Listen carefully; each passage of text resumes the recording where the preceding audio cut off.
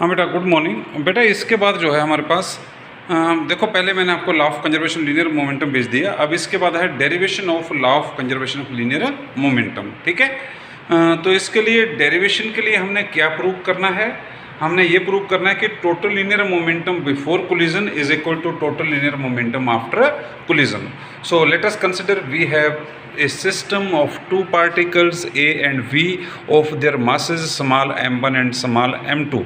Let u1 and u2 be their velocity before collision. This is the position during collision, and after collision we suppose that the velocity of particle A is v1 and velocity of particle A is v1 and velocity of particle B is v2 after collision.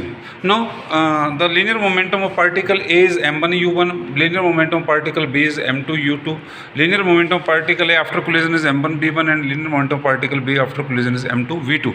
So the total linear momentum of the system before collision m1 u1 plus m2 u2 and total linear momentum of the system after collision m1 b1 plus m2 v2.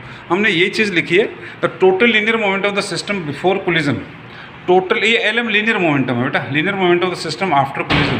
तो ये before collision आ गया m1 u1 plus m2 u2, ये आ गया m1 b1 plus m2 v2। यहाँ मैंने vector नहीं लगाया है, टाइम की शॉर्टेज को देखते हुए आप लगा सकते हैं ऊपर b1 b2 के ऊपर, क्योंकि ये वेक्टर क्वांटिटी होती है वेलोसिटी।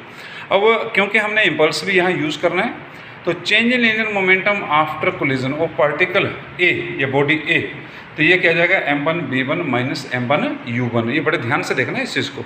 अब ऐसे ही change in linear momentum of particle B लिखा मैंने ये after collision m2 v2 minus m2 u2।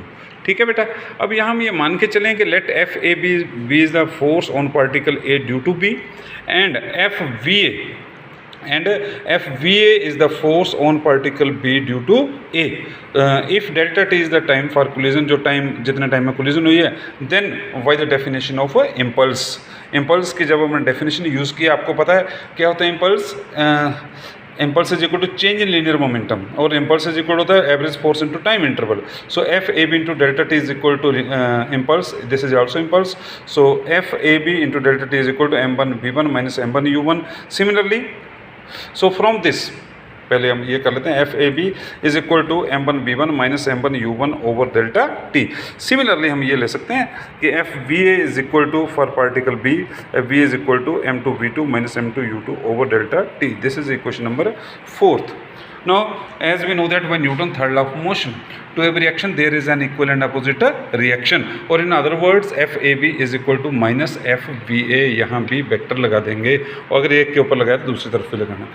सो बेटा, using equation 3rd and 4th, ये जो थी 3rd and 4th, ये वैल्यू जो है अब हम 5th इक्वेशन में पुट कर देंगे। जब पुट करेंगे तो m1 b1 minus m1 u1 over delta T, और यहाँ माइनस सिंबल ऑलरेडी है, ध्यान रखना, m2 b2 minus m2 u2 over delta T. और m1 b1 देखो, माइनस वाले इसको हम इस साइड ले आए तो प्लस हो गया, ये वाला जो है हम इधर ले गए, समझ गए ना, दोनों प्लस हो गया।